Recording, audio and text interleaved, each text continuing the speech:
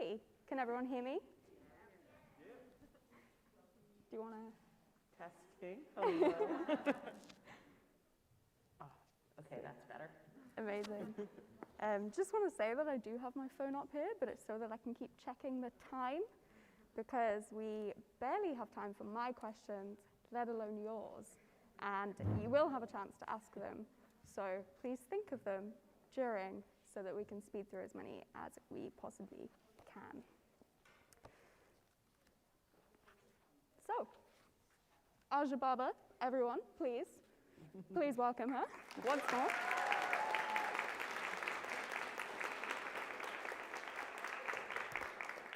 Thank you for having me. I love this city, and every time I have any reason to come back, I'm like, yes. Yeah, so a little intro.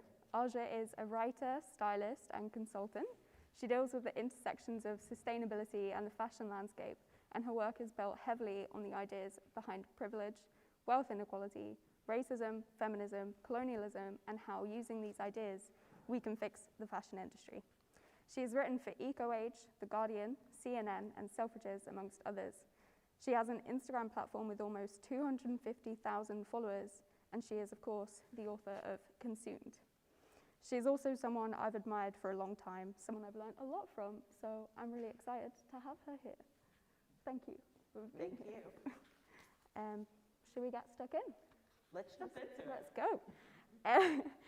So could you tell us a little bit about how you came to have an interest in sustainability in fashion, and if there's anything that made you go, I need to tell people about this, and I need them to feel the way I do about it. So I always joke that sustainability is nerd fashion. Like, we're not the A squad, and I would argue we're probably not the B team, but we are the team that everyone needs now. And I like sustainability because it really attracts people that are passionate about fashion without any of the stuff that the fashion industry gets so criticized for. There's a lot of room in sustainability for all the conversations that the typical industry has been completely avoiding, whether we're talking about gender, whether we're talking about plus size fashion. There's so much room for it to be an expansive conversation, and that's what I love about sustainability. But ultimately, I was someone who always wanted to work in the fashion industry, and what I found in my experiences of wanting to be within the industry was that all of the stuff that I talk about, the gatekeeping, the areas where it feels like there isn't space for everyone, there isn't space for all types of people, all of that stuff I began to see in my experiences in trying to sort of, infiltrate the world of mainstream fashion. And it became one of those things where it was like, okay, you're sort of on the outside. And I always make the comparison of Charlie and the Chocolate Factory when he's watching the kids sing and dance with the Candyman.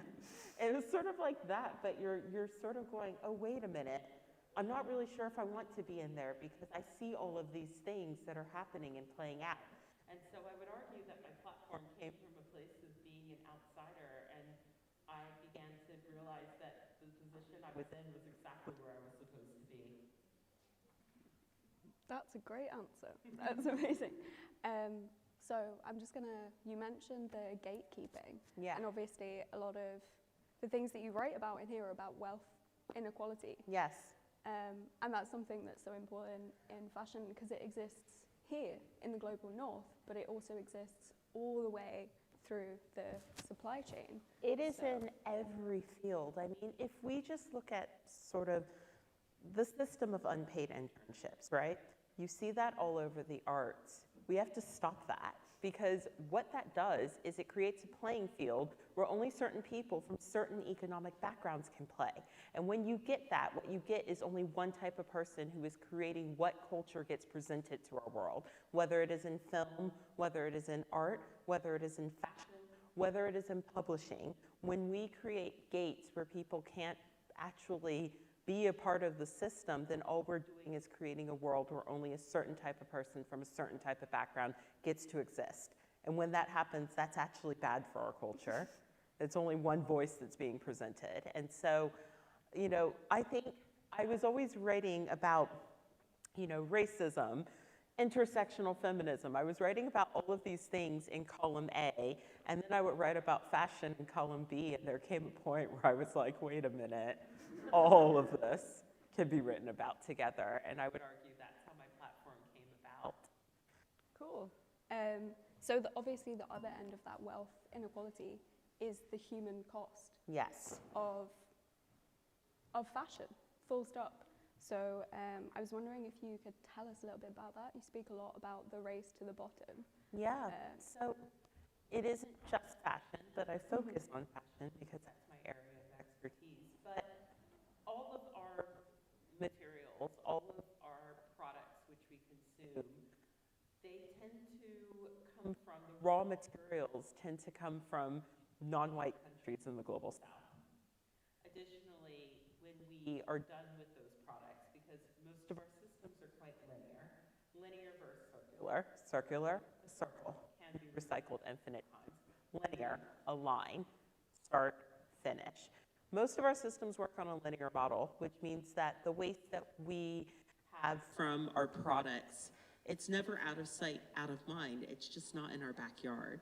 The products that we enjoy, the products that we are told to buy rapidly because of social media or because of the keeping up with the Joneses spirit that consumer marketplaces work on, all of that has an impact because a lot of those consumer goods end up either as trash or they get dumped right back in the global south in countries where non-white people live. So you have basically systems of oppression where countries in the global south are making our products with their natural resources. Like, these are natural resources that we clearly need, but everyone's getting a bad deal on it. And then the labor that's being put in it, you can't put a price on that. And with that very, very cheap labor comes a lot of loopholes and a lot of areas where there can be harm done that we see repeated again and again and again. That perpetuates systems of oppression. When we talk about intersectionality, right, you're looking at different social inequalities, and when you look at something like garment workers, the majority of garment workers are people of marginalized genders, okay? When we already know that we live in a world where people of marginalized genders make less money than straight cis het men, and you know that you've got this system where it's 80% marginalized people and non-white people to boot, you've got a minefield of intersections meeting there, and you're having oppressions that are just being perpetuated through this. And so if we can start to actually look at this and really broaden the picture, I think that we can start to sort of understand these systems. And part of the problem is that we don't really know how our clothing is made anymore. And I say we, but I mean, in general, a lot of consumers don't. I think this is a crowd that probably is, you know, pretty clued up on stuff. I see some crocheting going on in the front row. But the average consumer doesn't understand what sort of labor goes into their clothing. And because we have systems where you can have as many as 50 people in a supply chain, it's, you know, we get disconnected from the human costs behind everything that we buy. It starts to feel disposable, and it's not disposable, but when we adopt an attitude of disposability, what we have is tantamount to a market where all of our clothing, well, not all, but a lot of our clothing ends up there, and it has created an ecological crisis. This week, pictures just came in from Chile where the desert is completely polluted with fast fashion waste. And so we have an attitude of out of sight, out of mind, because we're so disconnected to these systems, and there isn't enough information for people to truly understand. I mean, if we want to look at, you know, heteronormative, you know, stuff, like, let's think about home ec, okay? That's an elective where I'm from. It actually was called Modern Teen Living when I was a teenager. I don't know what modern teen is like, hey, I made a pineapple upside down cake, who wants some? But that was it. That was an elective, okay? So you could choose to take it. But I feel like every student should know what sort of labor goes into the things that they buy. That was where I learned how to make badly sewn pair of boxer shorts, a pin cushion, stuff like that. These are things that we're getting away from. And I think in our society, we tend to sort of value certain types of education and knowledge. Where I'm from, I grew up in a really affluent area, and the message from the beginning was go to university, go to school. There was not a lot of emphasis on the importance of trade, the importance of craft. And when we get away from that, we create systems that are bad and nobody wants to be in it. People don't want to be garment workers, but if we lose that part of our world, we lose something really special. And so my goal would be to get everyone interested in how our things are made and the systems behind how our things are made, so that perhaps we can start to pick apart why we feel like, buying 5 dresses when we already have a lot of really nice dresses is a good decision, It's all about, I think, broadening the conversation and getting people to see it doesn't just impact the person over there, it impacts you as well. But at the end of the day, we should really care about the person over there because we're all connected. You said so many good things there, but I can only pick one.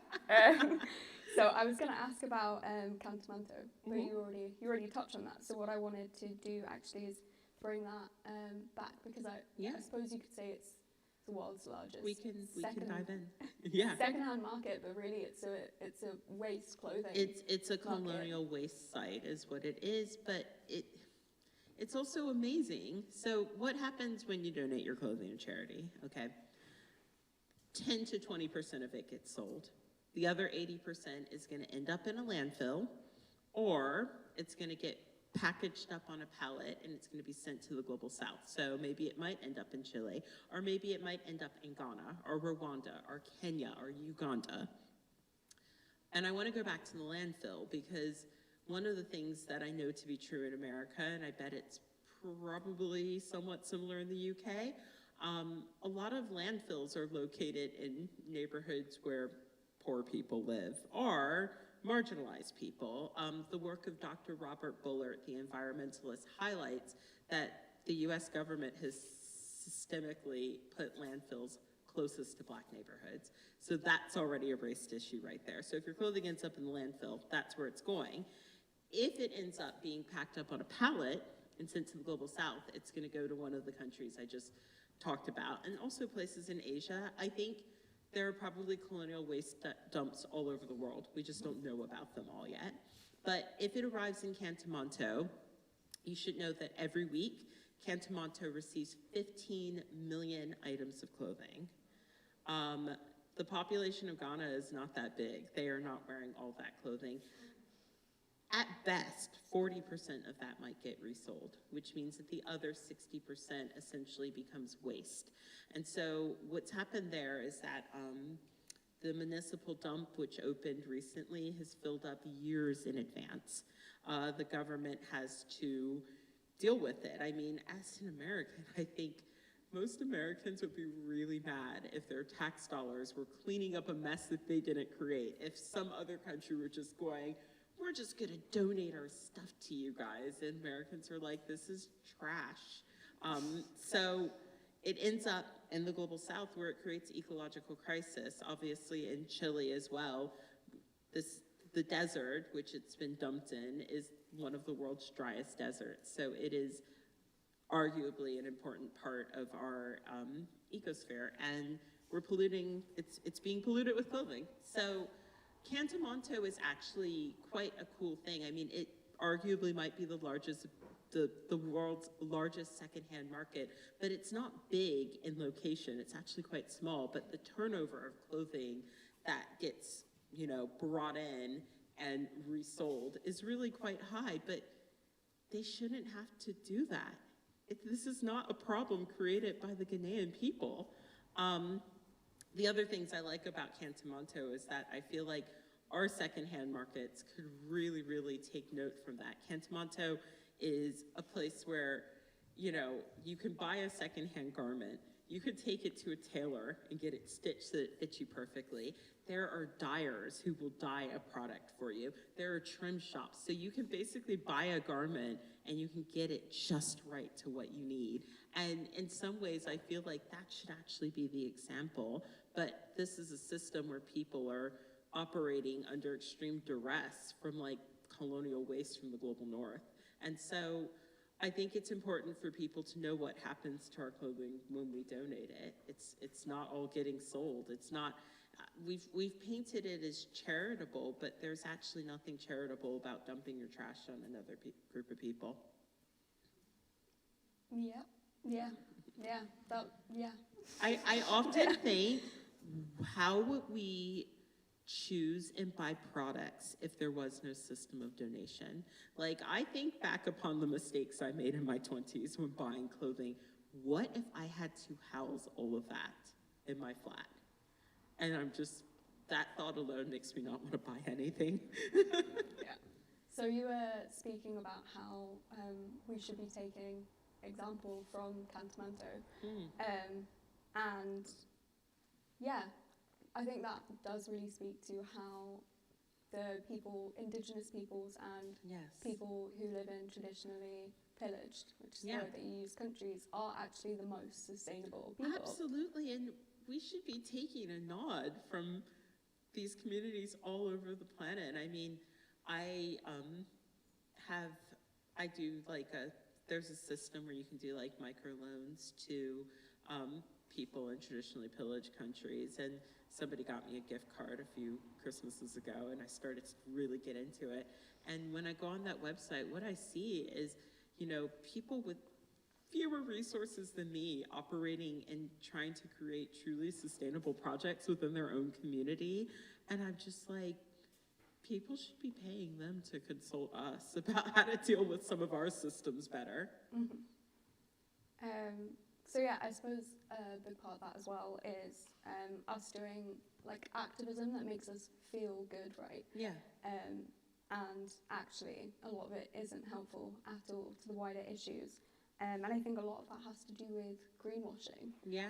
And our idea of what sustainable fashion is here and how it operates on consumerism. Absolutely.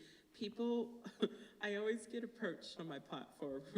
There's always somebody who's brand new and they've just, found a post of mine somewhere. The first thing they say is, well, I just want to know where to shop now. And I'm always like, here's the part you're not going to like. You should probably not buy anything right now. But I get asked that question, and I always ask people to sort of step back and to, think about consumerism and think about the systems you participate in instead of thinking about where you're going to buy from next. Because we're not going to get ourselves out of this mess by buying all sustainable clothing to the tune of 68 items of clothing a year, which, by the way, in the US, that is what the average fast fashion consumer does buy. And there are some connections here. One of the things that I learned when I was researching the book is that 18 million Americans suffer from a shopping addiction. Meanwhile, 15 million garments arrive in Cantamanto once a week. So you've literally got people buying clothing once a week, sometimes more than once a week, because the 68 is the average. There are people that are going far above that number as well. And so I think there's some real connections, and I like to hope that maybe we can all sort of just start to sit back and think about what we're doing and what we're buying, and also why we're buying it, where that urge comes from. Does it make you feel fulfilled? Does it make you feel fulfilled for 5 minutes? How about 10 minutes? Longer than that?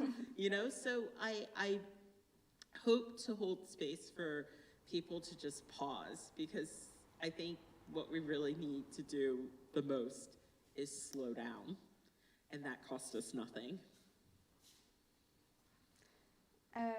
So just jumping off of that, this idea of like ethical consumption and the ways that those top 1%, the white cis men in charge of every single clothing company in the global north, how they trick us into thinking some of their things as sustainable. Yeah. You have to look at the whole of the business. I use this analogy a lot, but like sustainability would be like, you know, if you made a cake, but you forgot like some crucial ingredient, like applesauce. Say you were making like a vegan cake and you used applesauce, and then you put all the other ingredients in the oven, and then it came out and it was like not a cake. And so you just dumped the applesauce on top and said, there, better. Would that be a tasty cake? It's the same with these systems, okay? You have these companies that are literally doing upwards of 50 collections of clothing a year, meaning every time you go into the store, there's a good chance you're going to see something new. You can't have sustainability if you're pushing consumers to buy that much clothing, and you can't pretend like you're not pushing consumers to buy that much clothing when you email spam them once a day, you know? So like there's a lot of people going, we're just responding to consumer demand that we created. Because another thing that people don't recognize, and I'm a fair amount older than a lot of people on Instagram. Instagram grandma, what's up? And I think one of the things about being older is that I remember before these systems were the norm. I remember being 13 and saving my money for clothing. And I think fast fashion really runs on instant gratification. As a matter of fact, I know it.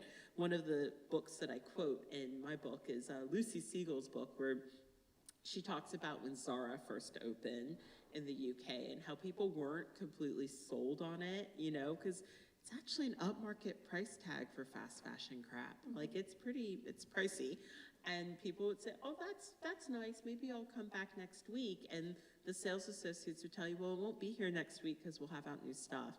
So like when you have a model that works like that, do you think maybe you played a hand in getting people to buy that way? So yeah, I just want to jump on from that and just talk about the scarcity model. And you talk a lot about the difference between being broke and poor, Yeah. and the ways in which we can divest or better use our money. Yeah, totally. So the thing is, when it comes to, you know, winding down from these systems, there are obviously people within our world that don't have choices. You know, like if you have to buy your work pants from that company that doesn't have a good track record, and you don't have any other option, and that's your last, you know, 20 pounds, I'm not going to show up and wag my finger at you because that would make me an asshole. However, the system of fast fashion does not run on the person that is only buying one garment. We have to be honest with ourselves, and I find often when people are defending systems that they would like to continue to participate in without feeling guilty, there's a fair amount of dishonesty. And one of the things that, you know, I talk about in the book is it takes a lot of money to create a billionaire. It takes money from all classes to create a billionaire. And when you look at who is at the top of a lot of these companies, there's a lot of billionaires. Everybody goes after Bezos, and don't get me wrong, let's get that guy. He needs to pay his taxes and do a bunch of other stuff, and none of it involves going to space. But we need to really sort of spread our billionaire dislike around and start looking around for the quiet ones, and they're all at the top of a fast fashion food chain. I mean, the family that owns H&M had like 4 billionaires in it at one point, I think. 4! Okay, there's not one in my family, and if there were, I would disown them because being a billionaire is unethical. But we have to sort of start spreading, you know, that around and looking for where there's, you know, holes in the system. And the truth is, it takes a lot of money from all classes to build a billionaire. It really does. It's not going to happen from just the money of poor and working poor people. Never. And in America, which is arguably the largest fast fashion consumer in the world per head, the wealth of the poor and the working poor accounts for 3% of America's total wealth. You mean to tell me that 3% made all those billionaires? Okay. So I think we have to sort of be honest about where we sit in the system.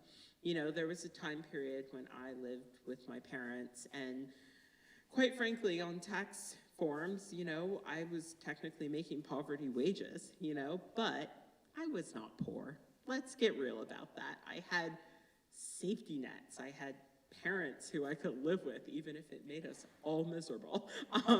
I was never going to go hungry. It was never a choice between paying my bills or eating, okay? So never in my life have I actually been poor, and I had to sort of really look at what poverty looks like to understand that I'm not a poor person, and even though I might not be able to afford that thing that I want today, right now, that doesn't equal poverty, you know? And growing up in a very affluent area, I used to hear people with way more economic privilege than myself go, well, I shop from Forever 21 because I'm poor, with like 4 shopping bags. And I'm like, are you sure about that? You drive a luxury vehicle. You live in a townhouse in DC. Are you sure? Okay, you know. So I think, you know, we're so used to the system of consumerism that I think we find ourselves defending it when we're participating in it without even really wanting to, but I think we need to get away from that, and I think we need to sort of rediscover our power and who we are in our identities, because consumerism does make you feel like consumerism is a part of your identity. You see it when people like list hobbies and they're like, I like shopping, and it's like, okay, I mean, I'm not hating on that, but we need to realize that because we slide into this world and this world starts plying us with credit cards, that we do tend to internalize certain elements of the world that are negative as part of our identity, but you are so much more than that. So part 2 of your book is all about what we can do, and a big part of it is you saying how we can turn from consumers to citizens. Yeah. So I just wanted I think consumerism makes us feel powerless in a lot of ways. Like, I feel like there's sort of this attitude that's like, well, it's all fucked, so you might as well just buy what you want. That's a powerless attitude, and I think I kind of internalized that at points as well. And maybe that's quietly wanting to sort of just defend the system and get on with your weekly shopping. But I think taking a break and really stepping out of these systems can sort of give us time to sort of realign who we are and who we want to be, you know, especially during the holiday season. I think this upcoming holiday season is going to be pretty different from normal because we know that there's like a supply chain issue happening. And I think that could be a really good time to sort of start to investigate these systems, especially when we're doing holiday shopping. The funny thing about the supply chain breakdown is that, I mean, my publisher does not think it's funny, but I thought it was funny. My book in America was stuck in the supply chain. You write a book about the supply chain, and then you're like, see, this is what I'm talking about. So people that pre-ordered my book in America are just getting it now, and it came out like a month ago. But I think it sort of proves the point that maybe we need to come up with a better way of doing things. And I think this holiday season might be a good time to sort of step back and relax, because a lot of the extreme excess that we see every holiday season, I don't think that's going to be as available and as abundant, but we don't need that stuff anyways. I ask people sometimes, like, what do you remember about the holidays as a kid? And nobody's ever, you know, there might be like, you know, one toy that people really, really remember, but they're not like every single toy I got. And I think that really says something. I began to realize that like all of that holiday season stuff was a bit of a joke when I was a kid. I remember I wanted this toy really badly, and I began to notice in September when I would watch Saturday morning cartoons, the advertisements would get really, really amped up right around September, and I just began to think, it's almost like they're trying to make us want things that we don't actually really want or need. And one Christmas I got this toy that was just a big piece of plastic crap that broke the same day, and I remember thinking, Oh, I've been had by consumerism, and I was like 10. It was just a piece of junk, you know. But I think now might be a good time for us to think about it. I think, you know, not to bring it down to like a real depressing point, but as we start to sort of move farther to climate crisis, I don't think that our world can keep going the way it's going. The way like fast fashion companies burn through natural resources, the waste that's associated with it, if we're, you know, if we don't manage to really pump the brakes on the climate crisis that is currently happening, these brands aren't going to be able to support the output that they currently have because they're burning through so many resources. And that's what people don't understand. Brands are really secretive about the amount of waste that they create. And I don't think that they can create at that rate forever. So things are going to change whether people like it or not. And it would be good if the fashion industry could get their crap together and just do it before, you know, climate crisis does it for them. But things will change. And I think sort of us slowing down and just really preparing ourselves for, you know, living a much more slow pace of life, I think that's a good thing. I really do. So you asked me how we could get involved. Well, the first thing, if you're in the UK, there's a Fixing Fashion report that came out a few years ago. And don't worry, Parliament soundly rejected pretty much all of the suggestions. But we're not going to drop that. If you want to know more about systems that we can implement that can sort of, you know, pump the brakes on this system, that's a great place to start. But I think it's also important to realize that the consumer voice really, really does have impact. Like, one of the cool things about social media is that it sort of acts as PR for brands. And if enough people are, you know, kicking up a fuss for a brand, eventually they're kind of forced to reconsider. If they get a certain amount of complaints about something, a lot of times that gets brought into the board of directors and they have to come up with the game plan. And so it's really, you know, easy to go, oh, there's nothing I can do. But, you know, together we're a tidal wave. And I think we have to remember that. But ultimately, no one is going to produce the excess that they're creating if people that actually sort of have the means to go, I don't want to participate in this system, kind of stop. You know, if it's just me doing it, doesn't have impact. If it's 200,000 of us doing it, then suddenly the brand is looking at that small brand over there that you chose to buy a garment from and they pay living wages, and they're having to compete with that because that's a changing consumer values. I don't like that phrase, but it's one that people use. And so I think just sort of thinking about the ways in which you interact with the system and thinking about things that you can do at your intersection, because it's going to look different for different people. You know, a plus-size person doesn't have as many sustainable fashion choices as a straight-size person does. A person who doesn't have, you know, enough money to feel like they can buy the you know, the version of something that's a little bit more ethical isn't going to have the same options. But we can all sort of learn to mend and repair.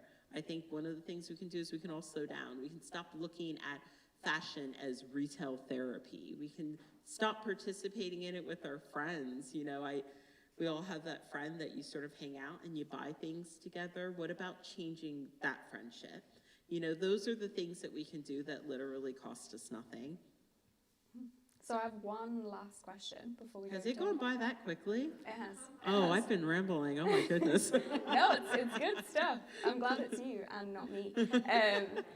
So yeah, I have one last question, and that's when the biggest economic entities are mostly companies, and like we saw at COP26 that there were more fossil fuel company reps than there were from any individual country. How do we, as individuals and as a collective, argue for regulation in the fashion chain? That is a really, really tough one. And I almost feel like my friend Tolly, who's in the back, could answer that one better than me because she just came from COP26. I think we have to really keep the conversation going past COP26. I feel like as a society, we tend to have very short-term memories, and that's not our fault. Social media does that to us. But climate crisis should be on the front page of every paper every day. It should be, and it should be centered on websites, and it's not. And I don't want to be like, it's a conspiracy, but I do feel like the media hasn't done such a good job of, you know, really giving the story of climate crisis the due that it deserves, because it impacts all of us. So I think we really can't drop the conversation now that COP26 is done. We have to continue to stay involved. And once again, you know, it's going to look different for different people. Not everyone can go to the protest, okay? I'm not a UK national. If I get arrested, my visa's gone. But I think what we can do is, you know, if you can go to the protest, go to the protest. If you're the person that can write a letter, write a letter. If you're the person that can get into community organizing, please get into community organizing. You know, there is something for everyone in this conversation. And I think it's about thinking about, well, actually, Yana Elizabeth Johnson really sums this up.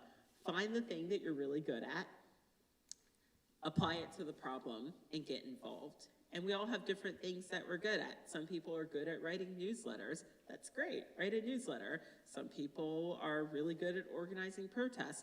That's awesome too. But it's about finding the areas where you think that, you know, this is my strength, and just getting in there, because we can't drop the conversation. And if we leave it in the hands of our current leaders, I don't have good feelings about that. So we have to, unfortunately, be the ones to save us. But you know what? The cool thing is I'm hopeful that we can do it. Yeah, me too. I think we all are. I think that's why we're here. Myri's going to run around with a mic. So if you have a question, please put your hand up. There we go. As I'm on my way, I will make a friendly reminder that a question is a single sentence that ends with a question mark. No pressure at all. Hi, my name's Ellie, and I'm the president of the Fashion Society at the University of Edinburgh. So it's amazing to be here learning from you in person. My question is, self-care is often intrinsically linked to consumerism. How do you practice self-care, and do you have any tips as to how we detach from it? Yeah, Consumerism, I mean, not self-care. the truth of the matter is, like, I'm never going to be like, I'm cured of consumerism. I'm not. Now I buy too many books, but that's okay because I'm at a book fair. I think it's not, you know, don't be too hard on yourself. Like I said, from the minute we enter this world, we live in a society that's pretty much like, hey kid, want a credit card? You know? So for me, I think self-care this year has been something as simple as like cuddling with my cat for 30 minutes. I have a really cuddly cat. And just taking the time to breathe and be away from my phone and be present, or go to the park, feel the grass beneath my feet. I've also done a really good job of like using up some beauty products. Like me and my partner both got into our skincare routine during lockdown. And it's great because I have so many products from overconsumption of the past that we never ran out. So self-care for me, I think, is being intentional in the things that I try and do, and trying to not be distracted. Like when I read a book, I have to put my phone in another room, because if I don't do that, I'll be looking at my phone every 5 minutes. And there's no shame in that. I think recognizing the systems that we exist in and making sure that, you know, you sort of mitigate that how it works for you. I think that's the best thing possible. But sometimes it does feel good to buy things. We're definitely trained to that dopamine. I mean, when we got out of lockdown, the first time I went to an open air market, my credit card was like a laser in my pocket. It was like pew, pew, pew, pew. So I would say try not to go too hard on yourself if, you know, you feel like you're buying into certain traps or whatever. But another thing, you know, when we talk about like moving away from like fast fashion, it doesn't have to be not fun. Like there's so much fun in swapping with your friends and learning how to make things and really sort of enjoying fashion without buying things. And so there's so many different ways that we can enjoy and partake. I mean, this holiday season, I'm doing the same as last year. Last year I did secondhand for everyone, and it was a challenge, but it was so fun. And so I think finding new ways to participate in the things that we like without parting with money, I think it's good for all of us. I think it's good for our wallet. It's good for the planet. So yeah, try not to go too hard on yourself. Just do what feels right to you. But if anything, like I said, just slow down.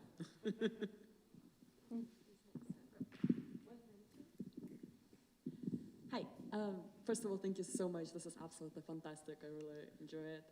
You mentioned the circular versus linear model, and I've been interested in circular economy a lot, but you also mentioned the lack of natural resources, which we're going to run out of. Yeah. So I have, well, pretty much like 4 questions, but Okay. I hope that's okay. So what do you think will be an alternative economic system which would actually work, and how can we make the circular system work given the finite resources? So I think for a lot of these brands, they're just going to have to slow down. You can't have a circular economy while producing 100 billion garments a year. Like, that rate is ridiculous. And the truth of the matter is, I don't really know the answer to that question, and they don't either, to be honest. I mean, we'll hear about like new materials like mushroom leather, apple skin, orange peel, this and that, but no one really has a plan to scale that stuff up yet.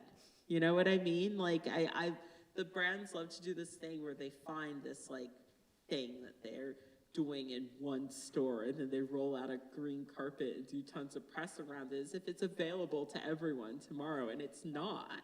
And so I don't know what, you know, a circular economy is going to look like in regards to a fashion system that runs off of cheap thrills and quick hits of dopamine.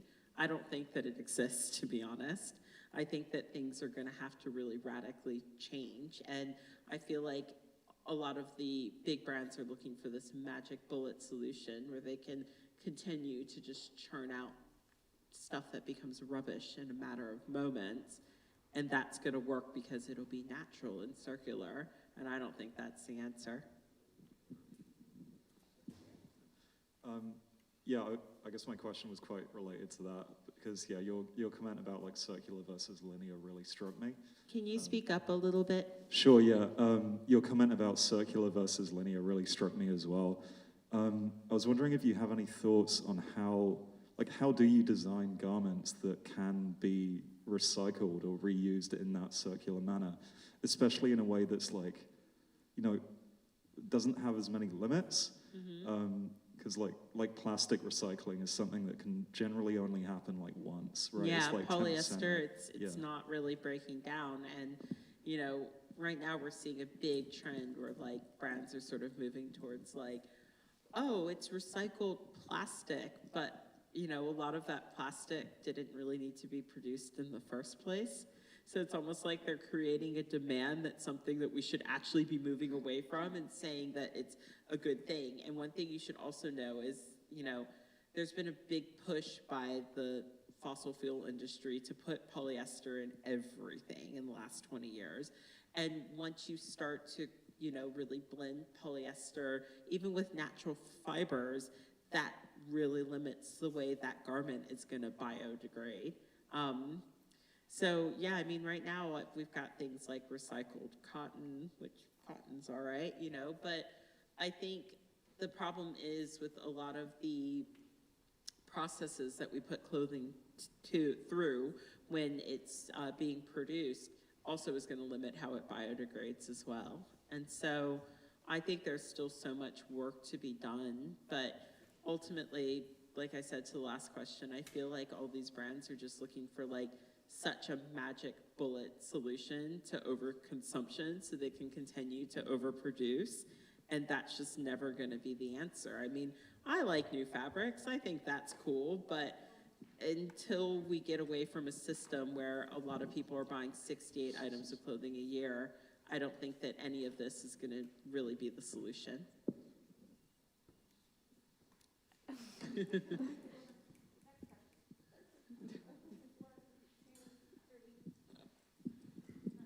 to go this one first. I may not be able to get all the way down to you, so if you want to go round. Is anyone taking photographs? Can you tag me in some stuff? My publisher's like, please take pictures. Thanks. So I've noticed that like sustainability, not necessarily just within fashion, but within other things, has kind of, you see within certain groups it's become a trend, and therefore the prices have then seemed to increase because it's this trend and it's this kind of, I guess, a consumerism model. But how do you think that we can make sustainability a norm, but move past the kind of like increased, I mean, make it available to everyone by making the price kind of something that we can all take part in? Well, I think that definitely comes with regulation, because at this point, you know, we've got a race to the bottom where people don't have to be sustainable in the way they're producing anything. And as long as you sort of have the wild, wild west of producing clothing, there's always going to be someone that manages to undercut everyone that's doing things the right way with cheap prices. And so ultimately, I think what we need is regulation. We need a change in, you know, the way we as citizens participate in the system. We need some laws and regulations so that people can't lie to consumers about what they're buying. And it's really multiple parts, and we need all the things. People will say, like, there's always this conversation, it's not on the individual, it's on the corporations. Okay, but if you have a bunch of corporations that are unregulated, who's going to check them? So yeah, we need all the things, I would say. And I think sustainability should be available to every person, but it's not going to happen until we get to a point where everybody's operating from the same playing field, and currently we just don't have that. Yeah. Yeah, firstly, thank you so much. This has been so interesting. My question is how you respond to people that argue for the existence of fast fashion because it provides jobs to communities in the global south that other industries aren't. I asked them if they want to do that job, because I am sure that there is a worker in Bangladesh that would happily trade positions with them and come to this country. Why don't you go there and do that job? And then when they say, oh, I shouldn't do that job, ask them why. Be like, well, why don't you want to do that job? It's a good job, right? So I always sort of turn it back on them and start asking them questions about what they've just said.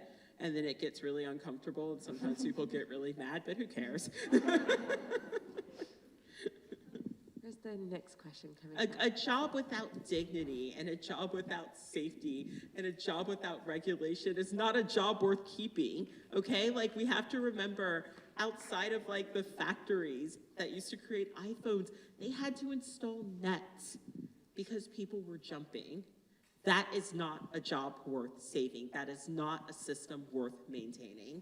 And as long as people say that it's okay for other people to have that system, I'm always going to make them feel uncomfortable about what they've just said, because maybe they deserve to feel a little bit of discomfort.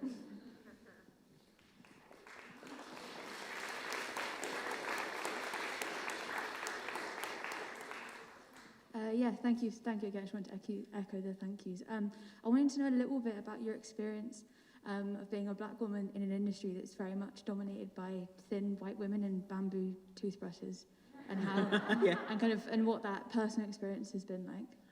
Yeah, it was mostly horrible. I would say erasure was pretty common. Like, when I was at the magazine, which is dubiously named The Magazine, but if you go and do a little bit of digging and look at some of the clues I've left you, you might be able to figure out which magazine it is. I remember, like, you know, one of the higher-ups used to always say, whenever there was an idea that was thrown out in a meeting that involved, like, you know, a non-white person, they would say, that's not very insert name of magazine.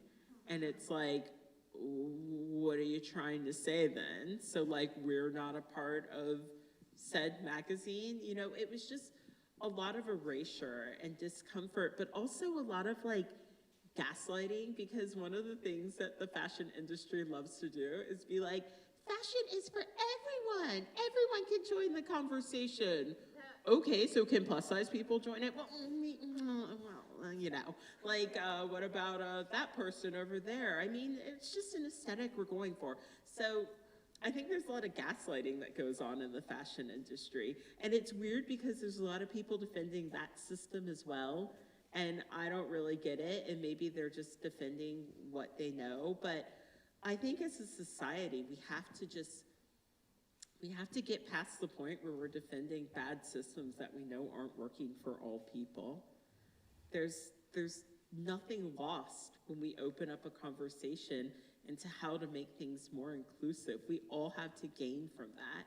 But I feel like even within the fashion industry, within the fashion industry, people are upholding things that they know are bad and wrong, but then pretending like that's not what they're doing. And it's just a massive head fuck, if I'm honest. Who's next?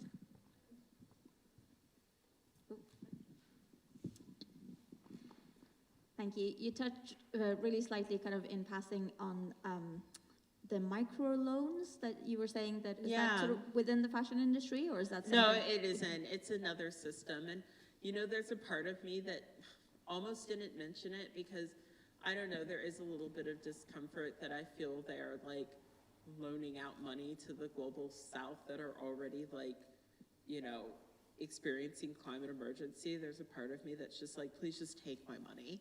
You know, there's this idea that like all of the systems that we have, if we just expand it to the whole world, we can heal the world. But maybe some of those systems aren't working so great for us in the global north either. And so I was actually really hesitant to even mention that. It's like you get a gift card for Christmas and you're like, I guess I should just register this since someone's already put money into it. But it's interesting to go and look around at like the projects that are being produced there. But yeah, I don't know if the system of those of us in the global north giving microloans out to people is really one that is gonna save us, you know?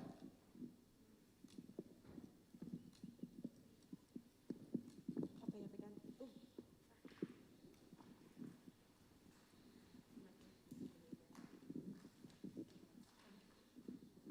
Hi, I don't know why I'm kneeling as well. Reverence to Aja. Thank you so much for this talk. I had a question because something that really hit me through COVID was the Boohoo scandal around workers in the UK. In the UK, Leicester, right here at home. Yeah. Being paid like less than £3 an hour. Yeah. In the middle of COVID, no COVID restrictions. And then at the same time, Boohoo's profits soared through the roof. Yeah. To the point where they bought out a huge part of a high street. How do we cope? And then I arrived here and I was greeted with a welcome to Edinburgh, pretty little thing sign. And I was just like, and then there's COP26 stuff around. I think the problem is that like, there's been so many conflicting messages for so long. But sorry, you didn't continue your question. I just wanted to say that I saw that. I noticed that. Finish, sorry.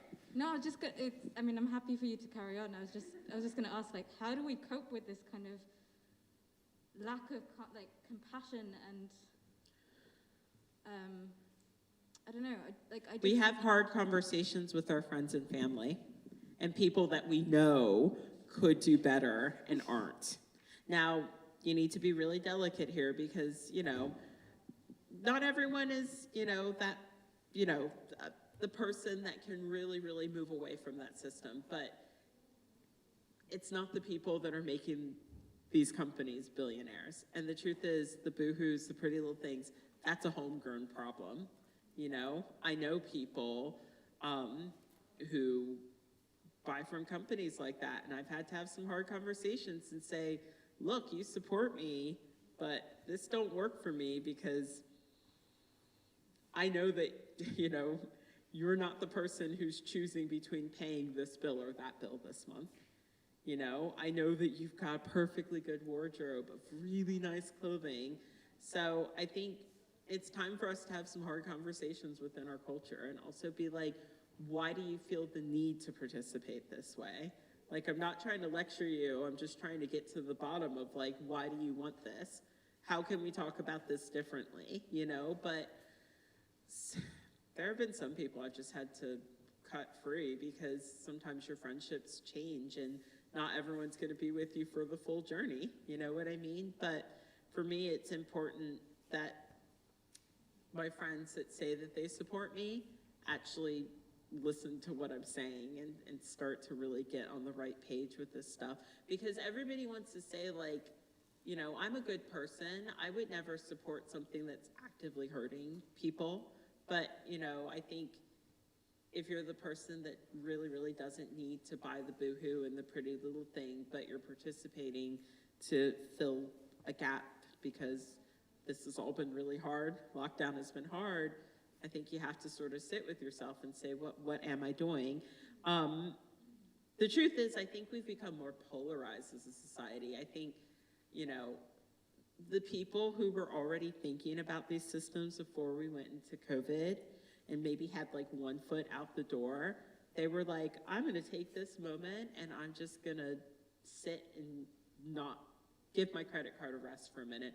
And what they found was, surprise, in winter, if you don't see people, you can wear 2 outfits for a week and it's fine, you know? And it was an awakening for people because I get messages every single day from people saying, you know, when I first started following you, I was just like, I'm never gonna change. And then I started to read, and then I thought maybe I would just take a little bit of time off, and that week turned into a month, and that month turned into 6 months, and now I look back and I don't recognize what I was doing.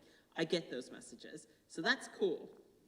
And then there are people that went even deeper into consumerism, but I think when I look at the success of like Boohoo, Pretty Little Thing, and Shein, that is all tied to social media. Without social media, none of those brands would be profiting the way they are. And so I think if we want to change that game, we need to, one, start talking to young people about these systems, because I think that's who is really, really perpetuating it. And it's in everything. I mean, Love Island.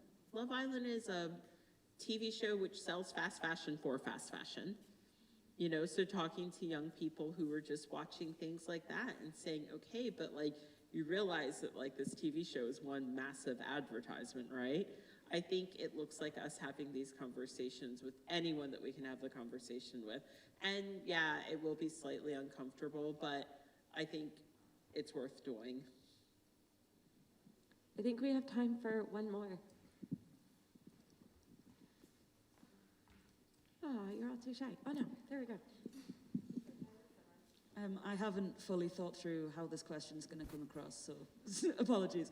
But what you were saying about everything being an advertisement and people almost being pressured into buying new things as a form of self-care, do you think this is like tied to, I don't know, systems of oppression just trying to make us feel bad about ourselves?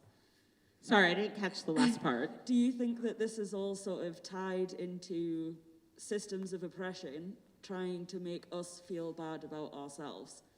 Oh, yes.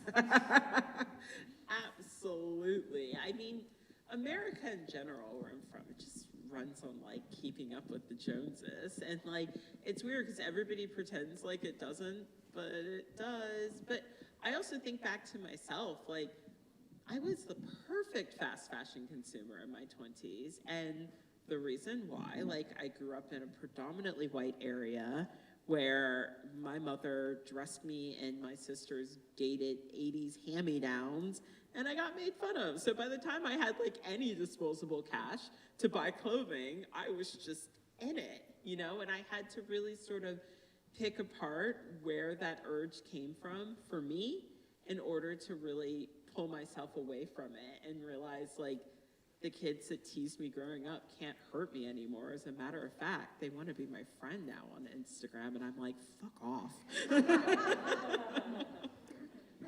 There was one last Was question. there one? This might have quite a lot of overlap with some of the previous questions, but I was wondering if you had any thoughts on how we push the more sustainable options to be more inclusive. Luckily, I've not had to buy anything for like 2 years because I haven't left the house, but as I'm coming out of lockdown, I'm aware that I might need something soon, and there's not a lot of options for people of my size. Yeah, so I just want to say to all the straight-sized people in the room, tag, you're it. It is time for straight-sized people to get involved in the size inclusivity conversation. It cannot just be carried by plus-size people. That is so unfair. Everybody says that they like body positivity, but we live in a world where like brands can really get away with leaving plus-size people out of the conversation. That has to stop. Everyone should be able to choose an ethical brand that they would like to buy from. And right now there isn't enough, you know? And so I think if we are all for liberation and body positivity, and I think that we all are, it's time for us to look at the brands that we like and say, that's great, but are you gonna do that in more sizes? Not just, oh, well, I've got mine, so you should jump in the conversation as well. No, we can't do that. We can't create a system that we're gonna say is gonna be better than the next and carry the same oppressions with us into that next system. It doesn't work. And so I would argue it's time for everyone to get involved in that conversation. And it's time for brands to really listen instead of being up in their bullshit about their own fat phobia, because I'm tired of that. Thank you so much. Could you let us know where we might be able to find more of your work? Yeah. So I am Aja Barber on Instagram. If you want a spicy version of me that swears a lot, I'm Aja Says Hello on Twitter, though I have sworn a fair amount tonight as well. And obviously, when you're having these conversations, you can't really like monetize your Instagram, like buy this thing from me, oh, but don't buy stuff. So if you like my work and you like my book and you want to support my work, I have a Patreon where I do like a daily newsletter and stuff, but I'm around. I also have a book club on Face Club. I post about that on Instagram. That's free. There's a lot of different places to find my writing, and I try and keep it pretty paywall free in a lot of spaces. And if you like what I'm doing and you want a little more Aja in your life, find me on Patreon. Thank you. Thanks. Thank you.